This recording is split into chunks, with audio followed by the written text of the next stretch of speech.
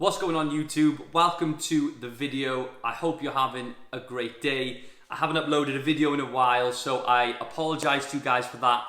It's been a busy 8 weeks. We have moved house. I caught COVID when we were moving house, which was great.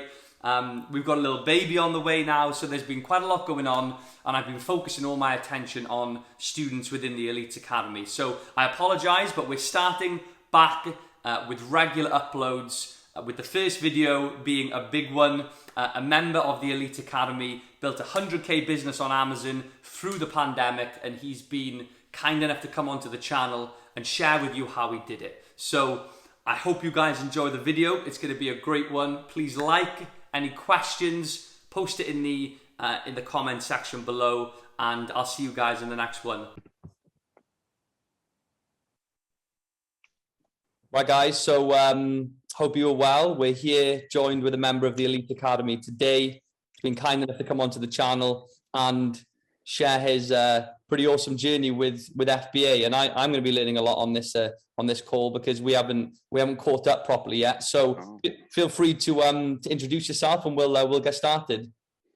So my name's Adam, from a small town called Beverley, which is northeast East Yorkshire. And yeah, I graduated university in Leeds, sports nutrition, nothing to do with business, nothing like this. And I remember a lecturer saying once that going to America was the greatest thing ever, and we should all do it. So as soon as I graduated, I moved to America. Well, not straight away, but I eventually ended up there, and I was there for about 3 years, 2.5 years, I think it was. For the first year and a half, I was just having fun, enjoying myself. And then I ended up moving to New York for the final year, and just being in that environment and seeing the hustle and just, obviously a lot of you will be familiar with Gary Vee. I was like obsessed with him, and I just fell in love with everything to do like with that. So started doing like the thrift stores and stuff like that, and trying to find hidden gems and sports cards and just exciting stuff like that, and trying to flip it. And then I came back to England May 2019, and I remember looking at my bank thinking, I've had way too much fun. I have £200, but I had shipped 4 boxes through this Polish service. I had no idea if they was going to arrive or not, but I'd filled them with like designer clothes that I'd found in all these thrift stores. So I knew that they were coming, but I was thinking, what am I going to do? It was a bit scary, really. And anyway, while I was in, I can't say the product right now, but anyway, while I was in America, my mum came to visit, and it was her birthday, and she was like, I'm going to buy you this product, because it did come with a bit of a price. And I was like, all right. And at the time, it was so new, and it was just such a hot product. I was like, oh, so excited to get it. And I noticed after a while that something was wrong with it, basically. And I was like, there must be something to fix this problem. So it was at the back of my mind for about 6 months. And then when I came home, I think I was just on YouTube, and it wasn't yourself that I found first. It was I don't want to mention his name because I'm not plugging him, but he's yeah, someone else. He had some videos on YouTube, and I started watching, and I was like, you know what, I feel like I could create this product. I feel like there's a market for it. I asked a few of my close friends, and they were like, yeah, it seems like a good idea. But when you have £200, it's like, what can you achieve? So I had to wait for the boxes to arrive. Thankfully they did, and started selling, and then the money started coming. Nothing crazy though. It only went up to about 500, I think I started with, because I'm getting into it now with the introduction, but you see a lot of people say, how much do you need to start with? And honestly, like, I think after I sold a few clothes, I think I started with about £500. And yeah, I mean, we can get into the other questions, but that's how it all really came about. That's how it all started. I think it's a good point you touched on there with, a starting amount.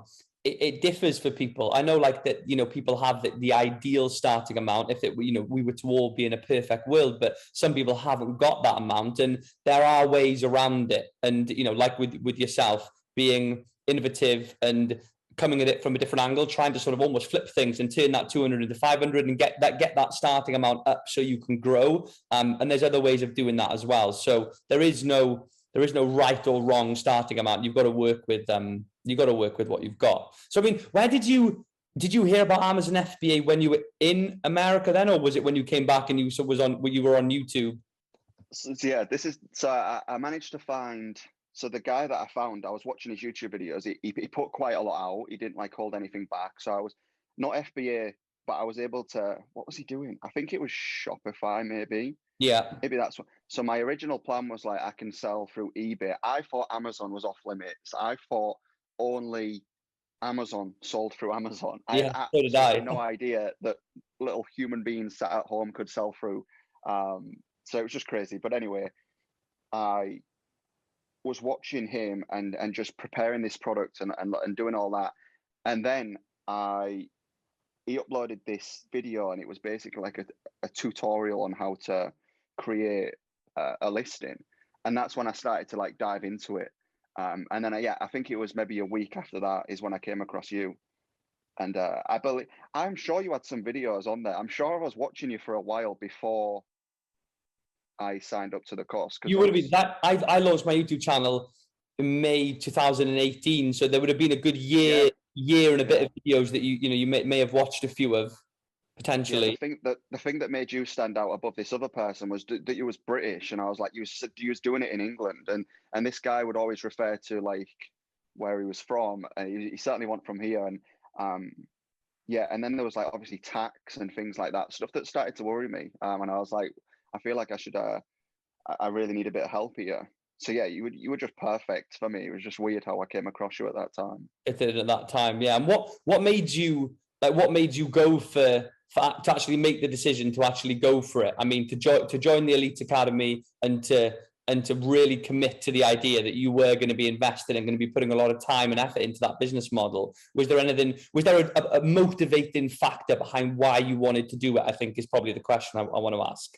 I think, well, yeah, from my whole life, I've always said I want to work for myself. I mean, everyone says that, but yeah, I feel like some people like they say it because they think it sounds cool, but I'm literally in that place where I can't see myself doing anything else, and it's a scary place to be in because, like I said, when I came back from America, I was thinking like I don't want to get a job somewhere. Like it's just not me. Like I need to be able to put in as many hours as I want and create something. So I was fully committed to it, and I believe I did launch through your videos and a little bit of help from this other guy. I did launch for 3 months, and then I was struggling, and I was the tax was coming up quite a lot. Mm-hmm. It just seemed like such a big topic, and then it was like the 3rd month, and I thought, you know what? If I'm going to do this properly, I need help. Yeah. And if you look at my revenue graph, you can see from the 3rd month we just went straight up. Yeah.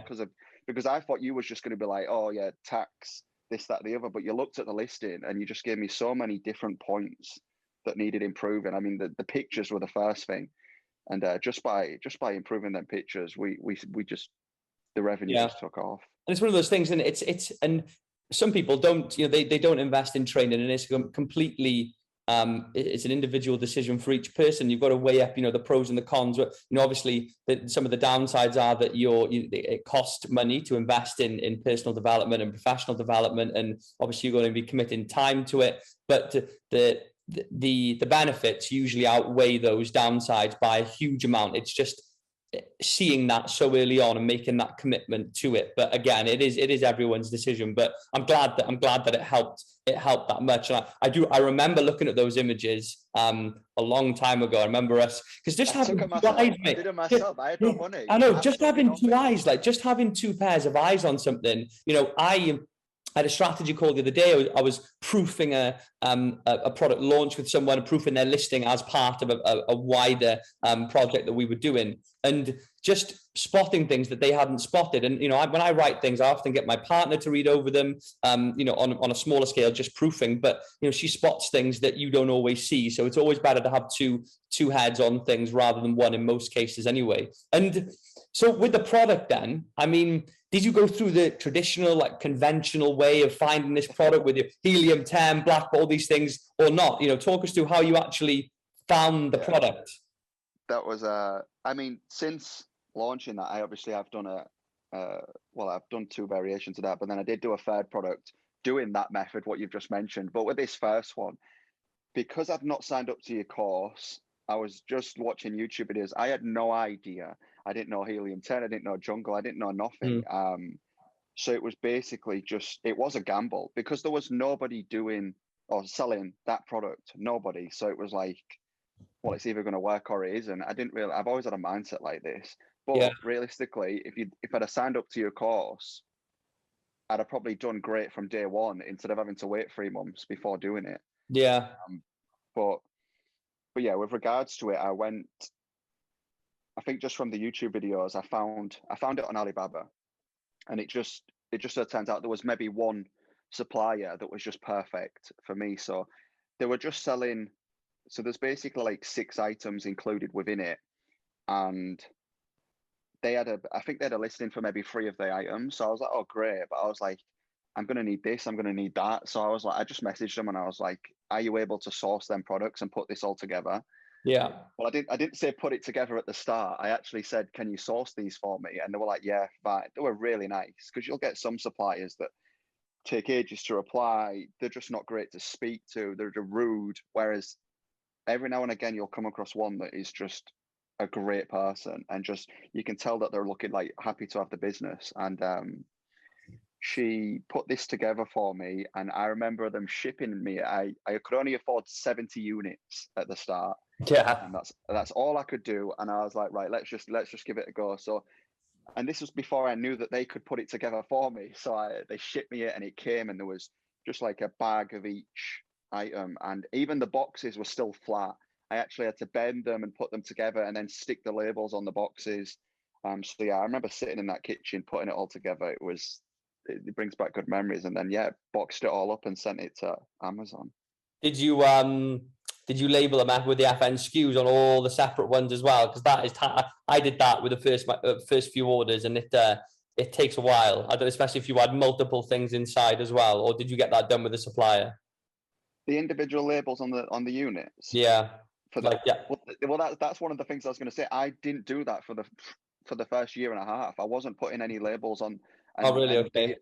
3 or 4 times they would message me and they'd be like, your stock's been held because it's not labeled. And I'd be like, what are you talking about? It is labeled. Yeah, but, and then I realized that if you actually click on the listing, it says like create individual labels. I only recently, it was about a year ago. So now I do it with everyone. But at the time, I was just sending them in blank. Well, there's just tons of things, and that's one of the points. There's so many, details, finer details, intrinsic parts of the process that, people just don't know. I learned a lot. Baptism of fire. I did things wrong, and I learned when I started. And there's just so many things to remember to do. And Amazon don't make it easy either, especially with the way that they change things quite frequently. And I think we'd probably both agree that seller support could be a little bit better, maybe a lot better. But so so with the first one then, so you did that mean that you weren't actually aware of, the search term volume, I suppose, for the product, or the revenue? It was a bit of a gamble then, essentially, was it? Did you know? Massively, yeah. It was a case of I believe there's space for this product on Amazon, and I'm just going to go for it and be the first one there. Yeah, I was so excited to get ahead of the game. I was just like, this is an opportunity. It just seems like a bit of a unicorn because there's no one doing it, and it just seems so obvious. Yeah, and the product, it's to help do something to another product, and that product, it was fast becoming one of the biggest sellers in the world. It was the revenue that this company's generating through selling that product is scary. And then there was just talks of it growing bigger and bigger, and new models coming out, and I was like, this is just, I have to get this out and start building reviews and doing that. So there was no, which I look back and it's just madness to think. But I wasn't investing thousands into this. It was, like I said, 70 units. It was either going to work or it wasn't. Yeah, it was almost like, it was a bit of a trial. You were testing the water and seeing what happened. And ultimately, in an ideal world, you've got to still have those core basics that you were talking about. You want to find a product that you think there's a gap in the market for, that you can improve on, that's really going to sell well. All we use the other things for is to it's a safety net. It's to verify. It's to make that decision data driven and not just impulse and what you feel, and it's just to make the process a little bit safer. But it doesn't mean to say that you don't have some scenarios where, you know, your instincts were right, even without having the proper process in terms of, you know, ideally, if you could have known, you know, for example, that there were X amount of searches a month and it was doing X amount of revenue a month, you'd have actually had figures to back up how you felt. But your instinct was obviously right anyway, wasn't it? So that's pretty awesome. I don't think I've interviewed anyone on the channel so far who's made that with their decision like that with their first product. So kudos to you for that. And I like that point you just made, though. It was because a lot of people online that I saw, they do drill it into you that you need to do this and you need to do that. And if you see a gap in the market, don't hang around, because someone else will just snap it up. And now I'm having to deal with a lot of competitors, so it's it's a good job I got in when I did. Yeah, exactly. And you being there first gives you the upper hand, so to speak, in a bit of a better position to be able to keep your authority, I suppose, within the area that you're in. Whereas if you were to be launching now that product, if you hadn't jumped on the idea or even the concept of FBA and gone for it, it would have obviously been more difficult now. And supplier wise, did you source China? Were you UK, Alibaba? What was your process there? Yeah, I went through Alibaba and from China. And once again, that I don't believe I had your help, obviously, when I was buying the units for the first time. So I had no idea about shipping, whether I was being ripped off. It was all just a bit of a gamble, really. But I'm usually good at judging people. That's one thing. And like I said, this supplier, I struck it so lucky because she was amazing. Like she got back to me on time. She was really detailed of her answers. And I think even a little bit of concern with your supplier, and I'd think twice about using them. Yeah, because I've used some and they've been terrible. Yeah, I agree. That, you know, actually, the selection and the process of how and why you choose a supplier. When we talk about that a lot in the training, there's lots of different ways to give you better reasons to choose them. But one thing, as you mentioned very clearly, there is a lot of it is just your gut instinct on how they are. You know, you get a feel for someone. They can be an assured supplier, a verified supplier, you know, 15 years experience, this, you know, gold badge, everything. But if they don't give you a good vibe, it's all about the vibe. You know, if their communication's good, they're understanding what you're telling them is a big thing. You know, the communication side, you can make a lot of the decision. It is backed up on what you've said there. I fully agree with you there. So I've had experiences in the past where all the boxes have been ticked and they still haven't been great because of the reasons you said. So one little point is as well, the one that I've started, so for another business that I'm doing, I have used Alibaba to source that as well. And one thing I did know was I was talking to someone who works there basically, and she dealt with me right from the start and things were great. And then out of the blue, I got a WhatsApp message, and it was someone just being super rude. And I was like, and saying, you need to pay now, you need to do this. And I'm like, I don't need to do anything until I've seen pictures of what you're doing, stuff like that. And turns out it was the boss. It was the boss of the company that was actually doing. So I text back and I says, look, if you want my business, I'm going to speak to your colleague who I've spoke to for months now. We have a good relationship. I'd rather you didn't message me. And since I said that to her, she's become nice, and she'll send me messages now and again to let me know when stuff's shipped. But yeah, I think one big thing is don't let them intimidate you. Just because they're the ones with the products doesn't mean that you should just do what they say, if that makes sense. Yeah, you're the one spending the money. So a lot of the times they try and get one over on you a little bit, and it's good to just take your time and make sure it's right before you send any money across. Yeah, like I said, ultimately you're the one giving them the business, so you're the customer. You know that they're providing a service to you, and they should be taking on board what you're saying and giving you the best possible service that they can. So with the first, I suppose we'll sort of link these three products, because you went on to launch three. You've got the three in total that you launched. Your launch strategy. The reason I've mentioned that is that it's probably maybe it differed from product 1 to product 3 if you were doing things slightly differently. But a lot of people ask me, right, how do you launch a product? Do I use PPC? Do we use influencer marketing, Instagram, Facebook ads, all of them? And some people do none, and they struggle. And what was your approach with that? Did you have any specific way of doing it? So the first product was where I made all the mistakes, which, as you do, I honestly, I think when it comes to Amazon, I guess it differs to product, but I tried the whole Facebook ads and I knew nothing. So it was, you basically think that it's all the same. So you're doing Amazon, well, I'll get onto that, but you basically, I was thinking Amazon advertising, Facebook advertising, oh, it's all going to be quite similar, but it's so different. And there's so Yeah. many little pieces to it. And I remember just racking up a bill for about £500 on Facebook ads and just thinking, I've got nothing to show for it. There's no proof that it's even working. And I Yeah. tried a million different ways to target different people. And it didn't help that what I was selling, there wasn't a category for it on Facebook to target. Okay. Yeah. So that was difficult. If there'd been a specific category, like, for example, you can target users of the iPhone 8 or whatever, and if you're selling iPhone 8 cases, it's so specific, but I didn't have that. So I was obviously nobody else was selling it. So I was trying to sell something to people that they didn't even know they needed. Yeah. But anyway, wasted all that money. I think I wasted it. I honestly do. And I created an Instagram, tried to go down the whole social media, posted every single day. I'd post 4 or 5 times a day. And it was basically the product that I was selling is to do with technology. So I created this Instagram all to do with like new technology, and Bitcoin was on the rise and stuff like that. And I just share really cool upcoming technology on that, and just try and create an audience that could hopefully buy the product. And I think I was just a bit lost, really. This was before I came onto your course, obviously. And after trying Instagram ads, did Facebook ads. I even went into Pinterest, all the different. So I tried everything.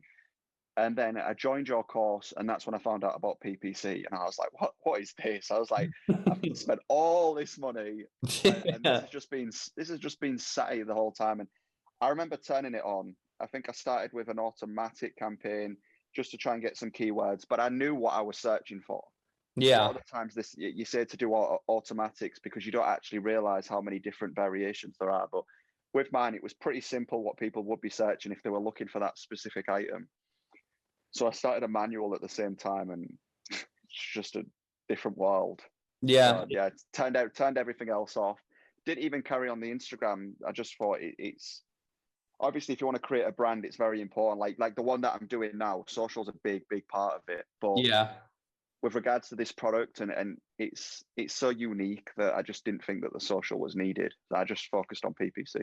Yeah, and to be fair, with a particular product, like you said, like the some of the more recent ones do require social media presence, and you may come at it from a different angle. But with your one, it's so niche that, like you said, you knew what people were searching for, and there was obviously those searches were being made on Amazon, for that PPC to trigger fire off, and then those sales come through. So, but the difference with the PPC on Amazon is why it's so effective is they're going onto the platform, they are ready to purchase, customers looking for something to click a button and buy, whereas on Facebook, well, they're not, are they? They're just browsing Facebook.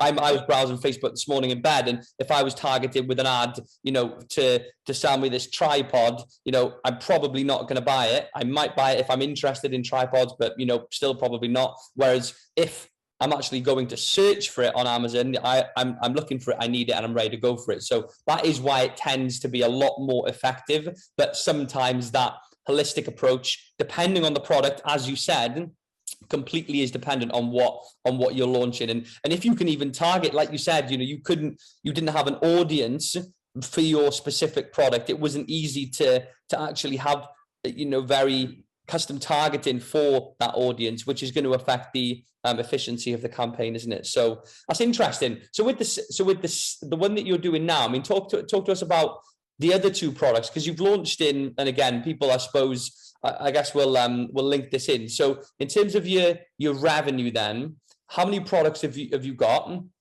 How's the business looking at the moment? And there's 3 questions, triple barreled here. And what marketplaces are you selling in with those 3 products? And we'll touch on a few of those points as well then. Okay, I'm gonna try. I might have to space this out. So I was selling 2 products, a variation of the first one. because I felt the first one I launched was the big one. It was like it included everything you needed, including like say accessories and stuff like that. And then I was like, yeah, but if people buy that, they've already got the accessories. You don't need to replace them every few weeks, but you do need to replace the other things. So then I was like, maybe I'll just do a refill kit. So that was where that idea came from, and it was a fraction of the price with a supplier. So they both went together, and they just went off nicely. And I just left them to it and started focusing on other things. And I remember about a year into it, it was about a year actually. I remember thinking, right, I want to get another product out there. It took about a year to really see some like enough money to be able to then go on to try a different product. Yeah. Because I didn't want to spend too much trying out a new one. And anyway, I was looking for ages. I remember thinking like, how do people find new products? I was so baffled. I tried all the stuff that's in your course, and I was looking and looking and looking. I was just like, there's nothing. I have no idea. And then just that random morning where you just pop up and you're like, 1 minute, that looks like it could work. And it was a bit of a big task. It was a bigger product. But it was very similar to my first one in regards to what it was and what it does. It was just a different market. So I remember this one was a little bit different. It wasn't as simple as going on Alibaba, finding one supplier and it was good. I had to speak to loads. And this is where I realized that Alibaba was full of people that just were very rude. Mm. So it was a bit disheartening. And there was times where I was a bit like, maybe I should just stick with the first one. But I was like, no, you can't just settle there. You need to expand. So I forced myself to stick at it. And we was in lockdown. So I was blessed by just like a lot of people.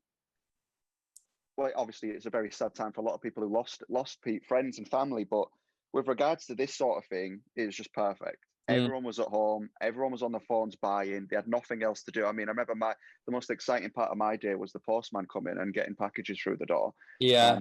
So I was like, them two, I just left, like I said, I left them to it. This one, I got a few samples in, it looked all right. And then I remember ordering it and the shipping just took way too long. And it eventually arrived, but it was a bit too late in the summer, and it was more of a summer product. It eventually started selling. I think I messaged you quite a lot, to be honest. I think I was having concerns about it all the time. Yeah. And for the first few months, I managed to sell a few, but it was difficult to compete with the big brands. You don't realize at the time, like you think you can compete with them, but realistically looking back, I should have. I don't know, because my issue was getting the product over to England in a timely manner, because it was such a big box per unit. Yeah. It was just costly and it took too long.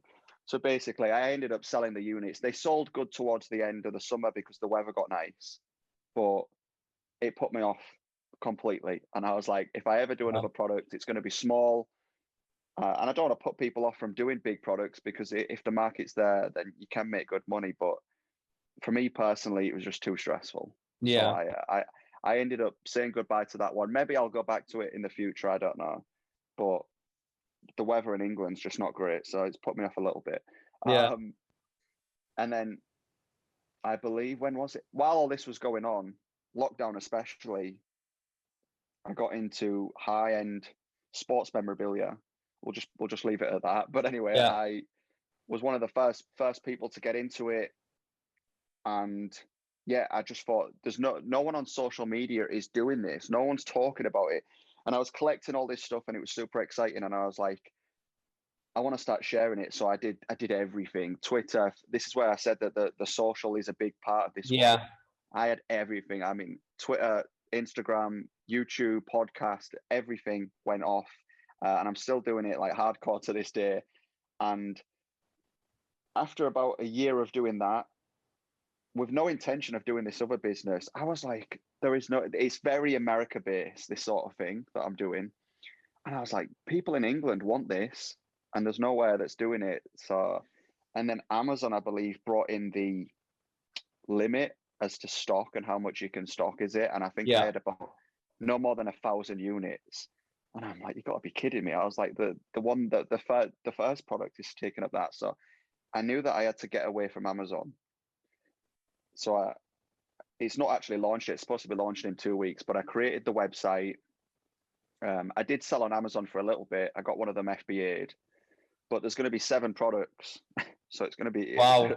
yeah, they're all at my house, other house, and there's no room. It's taking up a lot of room, but there's 7 products. There's 7 products. They're going to be sold through the website, and I'm going to fulfill them.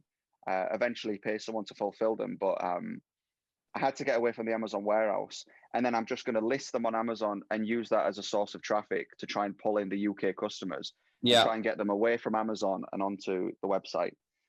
So there will be 7 products going live eventually, but that's obviously through a different business, so it's a whole different account. Yeah. So yeah, so at the minute I've just got the 2 products from the very start, and then these 7 which will be launching. And these have so primarily then is the launch on Amazon for these new 7, is that purely to drive traffic to the website, or are you looking to generate sales through FBA? Is the demand there for this particular product with FBA, or? Yeah, there's definitely demand. I mean, there's 5 of the products are below £15. Mm-hmm. So if I can do volume through FBA, they won't be stored in I'll be doing that, and I'll be doing this. Like, it's just going to be everything.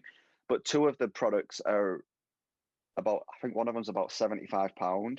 And for me, I want to see big margins. I don't want Amazon to swallow up a lot of that money. So for me, that's more of the traffic. But no, you just got to take advantage, because it's such a good service that Amazon offer. And it's sort of springboarded you, isn't it? I mean, being able to launch on Amazon, learn how it works, you're now using that as almost like a vehicle now to drive another business that you're going to be running separately, or even simultaneously, having your own private website and then using Amazon, getting sales from FBA, but then also driving traffic through your website where you'll have a larger margin, but that wouldn't have happened had you not done the FBA in the first place. It's interesting how that's developed, into what you've done now. And that in terms of, so how money wise, right? Because people will be interested, and we just to touch on it, and we spoke about this just prior to jumping on the call.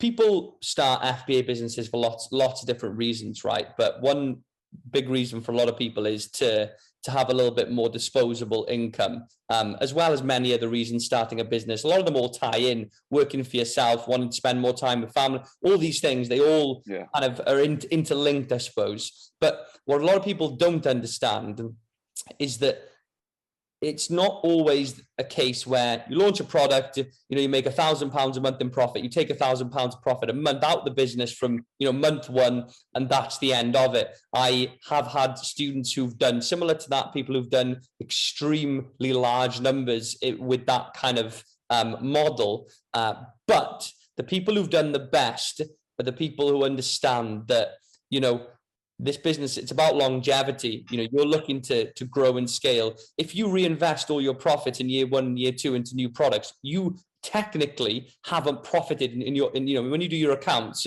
you haven't made any profit because you've reinvested it all. So someone might look at that and think, well, you've made no profit in year 1 and year 2. Who cares if you're doing £250,000 a year in revenue if you're making no profit? But they're really missing the point that, and we spoke about this, Airbnb, companies like Netflix, a lot of those companies that are absolutely massive still have low profit figures, and even are negative on that front, because they're building their business up to a point where it can be monetized well. And with you, I suppose with your example now, well, you tell me about it. I won't speak for you, but what do you think? How does that tie in with what you're doing? Yeah, it's like, I mean, to start off with £200, like this was it. Like, it's hard to get across, but I was really low. Like, I'd just been living in places like Palo Alto, San Francisco, like down the road from Mark Zuckerberg at one point. Like, that's how big it was. Yeah. And then I was in New York, and you've seen all this. So to come back to England with crap weather and just be sat there with £200, it was really dark, and I was like, oh, this is horrendous. But I was never going to just sit down and do nothing. Like, this is why I wanted to build it, because eventually we'd get to this point. And if you'd have told me, if you'd have told me back then, when it was about 2 years ago, that I would be able to put £20,000, which I which I don't even know where it from the first two products, I guess, £20,000 into a new business. I'd have just laughed at it. I'd have been like, not a chance. But and then not only that is, well, I thought I was actually going to move away.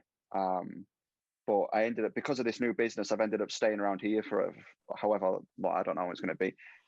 So I bought a car as well, and didn't not on finance or anything, literally just bought the car. And I was like, even stuff like that, it was a great feeling. But reinvesting is just like, the car was such a treat, because every single time that I received money from Amazon, 20% always went into a tax. Always. I had this little, my wave, Sterling. And you can create like different saving things. And I just had a tax one. 20% every single time went into that, because I was so concerned that I'd get hit with this huge tax bill at the end of the year. And anyway, because I'd reinvested all the money, tax bill was, I think it was about 1,000. It was the one that I just did, or some, maybe a bit more, but so it left over all this money. Well, no, it didn't. It left over a little bit of money, which I was able to buy the car. So it is important to treat yourself. Because at the end of the day, we're living a life here. We're not just, you know what I mean? Like, you have just robots. Yeah. You want to enjoy your life, you know? And yeah. But at the same time, you don't want your fire to go out. And I put that much money into this well, obviously I just said 20 grand into this new business. Okay. And I remember, so basically my product, the first year, with regards to numbers, it did about 35,000. Yeah. Yeah. And then second year, we obviously had a third product come in, but it didn't do that much. So it was mainly the first two products. And was looking at about 55, up until we've got about one more month left of that year. So I'm looking at that sort of money. Added towards the 100K. But, and just, sorry to interrupt, an interesting point, what you've just said now. I mean, if I were to have sat you down at the start of, this pandemic, when, unfortunately, a lot of people have lost their jobs. It's been tough on the economy, or certain parts of the economy anyway, and certain types of people who work in those particular sectors and industries. But as you said earlier, online businesses going through the roof. And if someone had said to you when you had 200 quid, I know that wasn't quite at the start of 2020, slightly before, 200 quid in the bank, that you're going to have been able to have created an online business that's going to enable you to invest 20K into another online business. And you're going to start with, literally £450 notes. You'd have been like, well, maybe you'd have believed in yourself, but you would have definitely thought, wow, that it would be incredible if I were able to do it. At least you'd have thought that. And, fair play to you for being able to do it. And it's great to be able to see people who have been able to do this. And whilst this time has been so tough for people, seeing people have been able to flourish, who are taking advantage of what's going on, I suppose, at the moment. So were you taking money out of the business early on, or you really were, or were you putting money back? I remember reading a book right at the start, actually. I think it might have been before I met you. And 7 Steps to Financial Freedom, Tony Robbins, honestly, one of the best books I've ever read in my life. And I read that one, and then I read the short version. I think it's got Unshakable, which is like the shortened version. And basically that was just about stocks and what he suggested. And I was like, this is going to be a perfect way to put money into one of them. Basically, it's just putting money into an account for when you're older. And it just compounds. But so all I did from the start, I think maybe for the first 6 months, it was maybe all I was doing was taking out £100 every month and putting it into this account. And then it went up to 200 and then 300. And I think now I'm at about 400.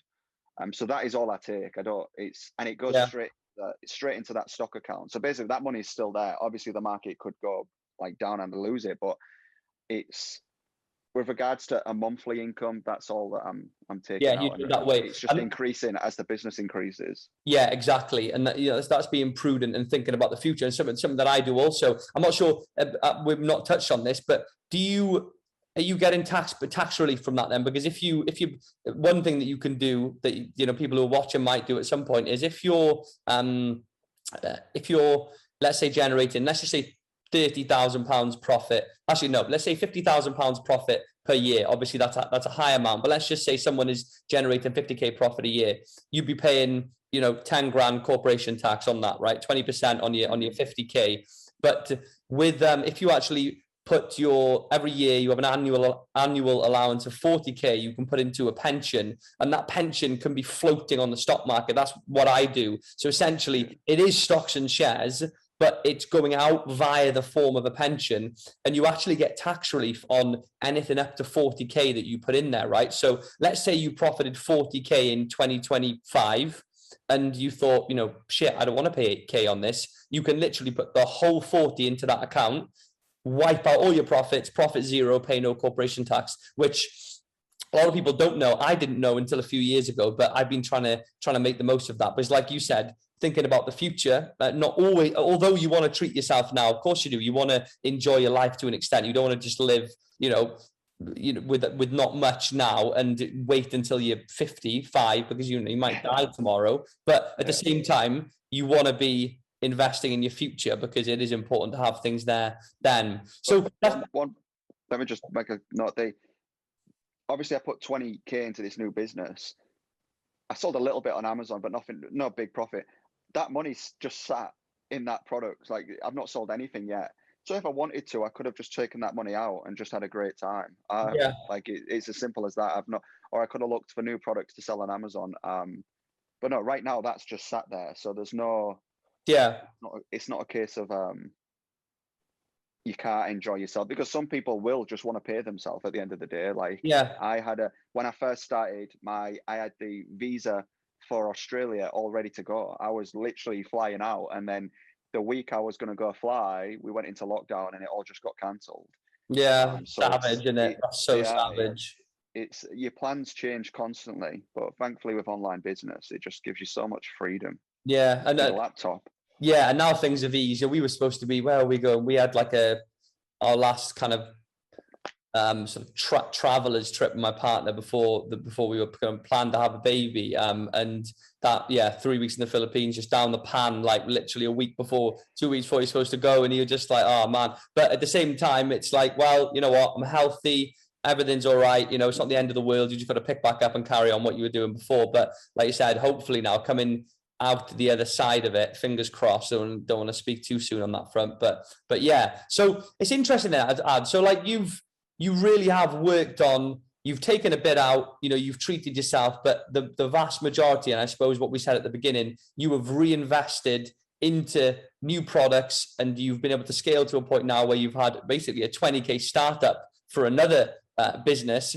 And when we speak, hopefully we will speak again, in the future, in 4 years, you might be saying to me that I've just pumped 200K into a new business and it all still did start from that 200 quid, which because if you think about it, right, turning it's obviously, it isn't a set science, but if you think about, look at the ratio, 200 quid in, and you've got now a 20K investment from it. What's that?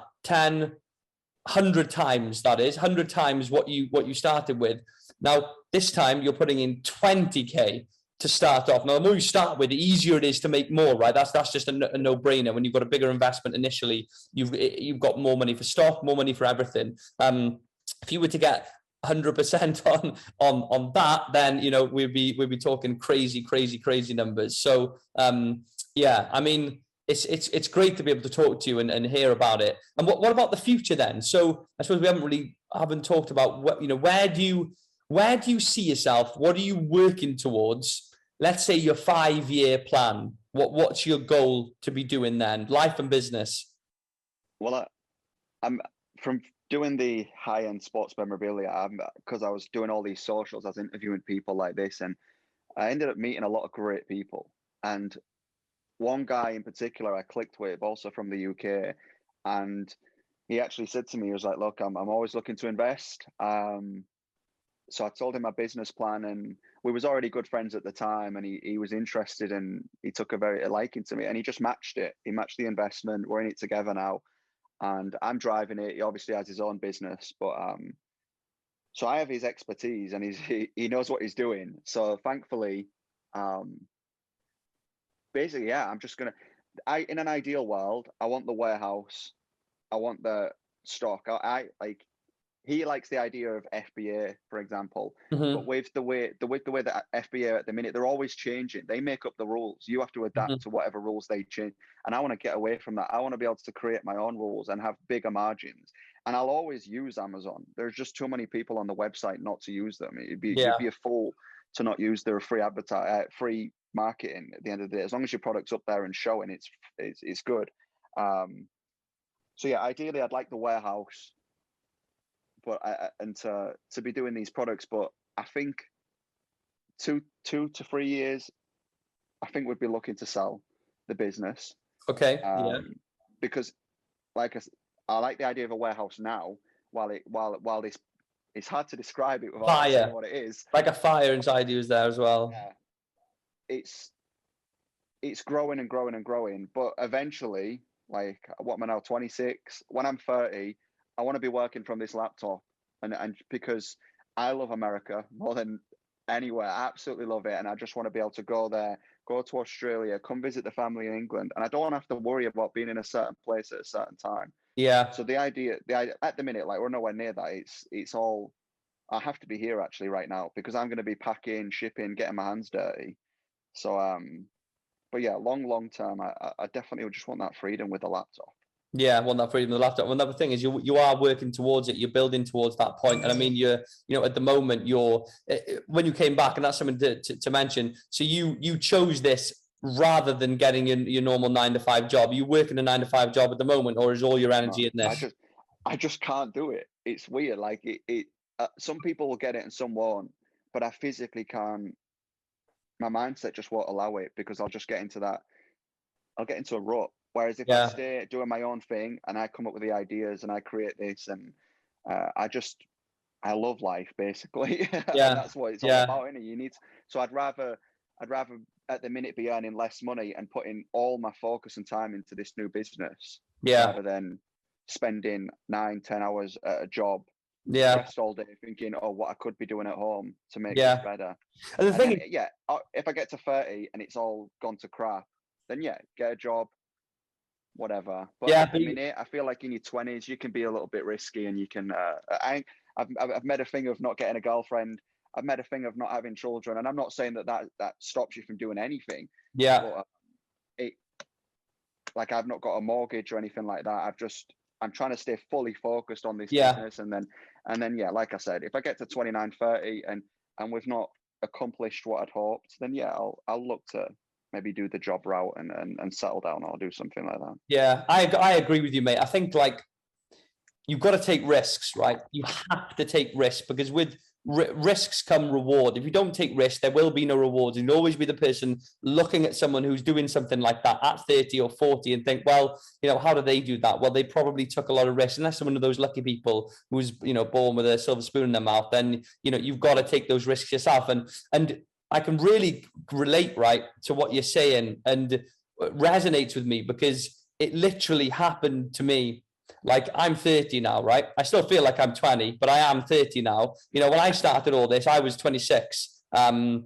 So literally your age. Yeah. And I just got back from Australia. I've been traveling around, living there for a year. I absolutely adored the lifestyle there. And it was just the best thing ever. And I did a bit of Thailand and things like that. And I came home and I was living with my parents, and which was fine. I was loving life, and I love family and stuff, so all was well. But I'd always be talking with my sister and things about, how can I don't want to start working a 9-to-5. I want to be more free, have more free spirit, and be able to travel to these places. And how can we do it? And I remember sort of brainstorming one night. It was like a Friday night. We'd had a few beers, and we were like, we'll start bottling water, because we had like a lake near us, right? That was like drinking water. And we were like, we'll have a factory here. And we actually looked into it, and it was like 100K to be able to even like start to do the testing and things. Wow. But like, I had literally 1,000. I don't know the exact figure, but it was between 1,200 and 1,500 quid in my bank, and I actually did a degree to teach or whatever, and just because I felt like I should do that, I had a degree anyway. I was like, I should follow that route that everyone else does. And like, that's just, I wanted that as almost like a safety net. But at the same time, even when I was doing that, I was constantly like, what should I do? What should I do outside of this? And I started my business whilst I was working that full-time job. And if you compare it to you, you know, I grew that Amazon business, profited very well overall with that FBA business. That led to other things with me. You know, I now do a lot of affiliate marketing, look, tons of interviews. I've got a personal brand on Instagram and on YouTube. And that all stemmed from the passion that you've got when I was your age, following through with it, starting a business, opening door after door after door, and putting in a position now where I can do the things that I did dream of when I was 25. I just wouldn't have ever thought when I was 25 to be in the position where I am when I'm 30. But the only thing that's made it happen is doing exactly what you're doing now. That is it. You know, literally getting down with nitty gritty, getting in there and getting stuck in with everything, putting other things on hold in life, and just really having a vision of where you want to be. And you know, you say you only live once. So if your dream is to be working on your laptop in America, sitting in a bar in New York, having a coffee, when you're 30, I guarantee you that is possible and you're able to do that. There is a route for you to do that. Like there is. Yeah, I've sacrificed. I've said to myself, I was like, look, if I have to live in England for 2 years, yeah, I'll just have a little trip now and again to stay motivated. Like, but yeah, I'm willing to sacrifice. Like, it sounds ridiculous, sacrifice living in England, but when you've lived such a fun lifestyle like you did in Australia, yeah, a lot of people who don't travel, well, it's not even traveling. I just like living in big cities. yeah. So to live in a small town, it's sometimes a little bit like, oh, but my family's here. I was away for 2 years, so even just being back with them is great. Yeah. And I mean, life's long. People don't realize life is long. Even if you just sign up to your course and spend 6 months reading through it, just get to know it. But my best advice would just be start, like, literally just go through each, like, you've got loads of lessons, haven't you? Just go through them and do it as, like, if it says create this, and just go all the way through it. And at the end of the day, if you lose a little bit of money, then so be it, but at least you can see you tried. 100%, mate. 100%. Like you said, we're young. Like, you know, you're 26, I'm 30, and you know, one day we'll be 50 and we'll look back and might even look at this interview and be like, we were kids then. Like, we were kids. What I know now at 50, you'll be like, literally, I was a child when I was 30. Whereas now I'm like, well, I was young when I was 20. But when I was 20, I was like, well, I was young when I was 15. It's always like, you're always looking back at a time before, but the time is now, like, in the present. What are we doing now to build a better future? And like, one of the sayings that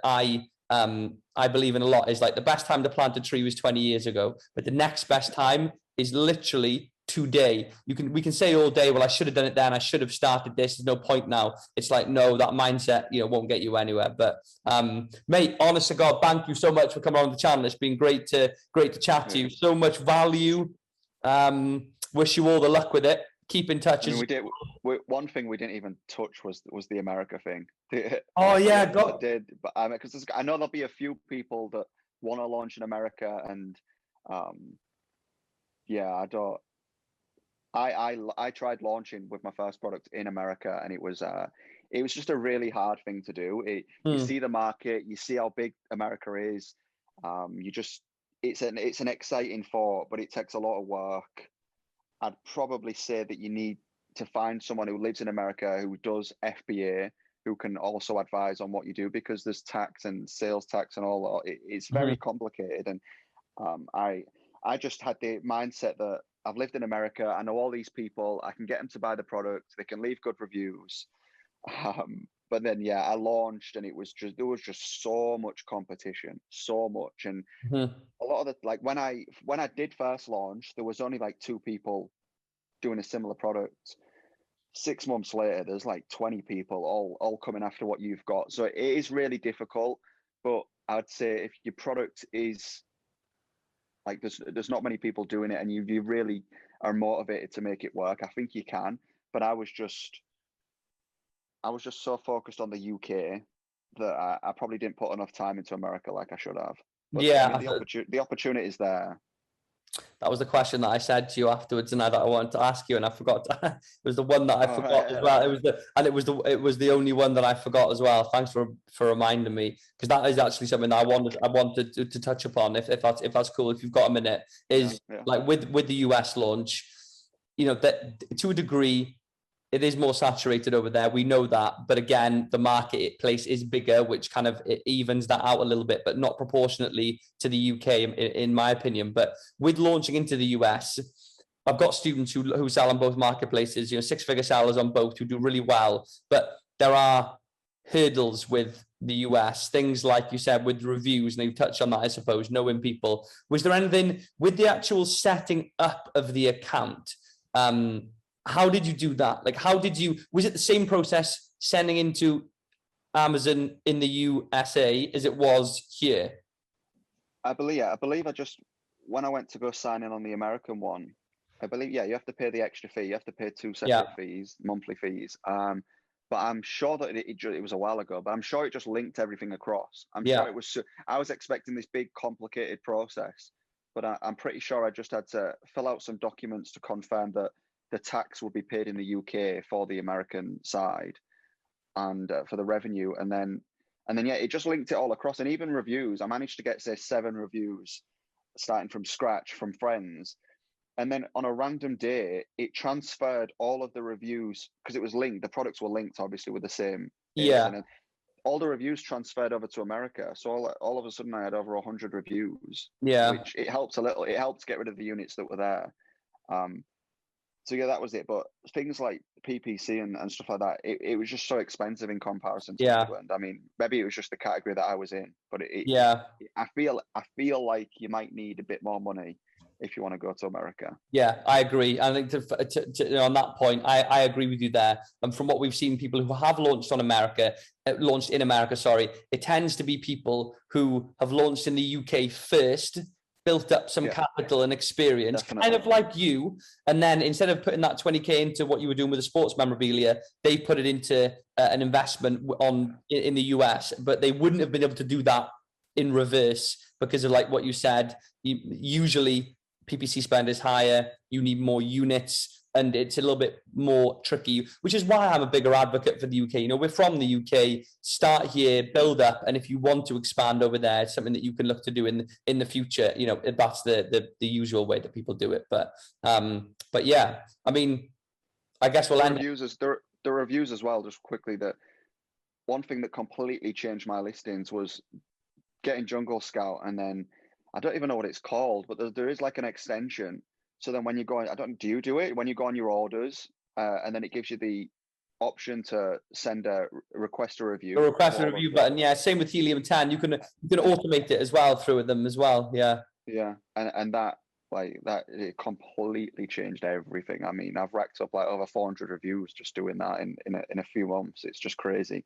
Yeah, so that's one big thing if you're struggling for reviews. Yeah, the request a review button. I mean, because the days of sort of an email follow-up sequence have ended really, and it seems to be it just works so much better. And again, if you're just doing one order a day, you can do it manually. But if you want to automate it, and if you've got Helium 10 anyway, plug it in, give them permission to go into that side of your account and just get everything sent out. And it's just same with you. What was Nick and someone else that I spoke to said the same thing. He got like 150 reviews in the first 6 months through doing that. So yeah, Tom, sorry, not Nick, Tom. But yeah, well, it's Sunday, so I'll let you enjoy the rest of your Sunday. Thank you so much for coming on. I appreciate it. I'm sure the viewers will appreciate it and find a lot of value in it. So thanks very much, mate. Yeah, thank you as well. You've been a big help.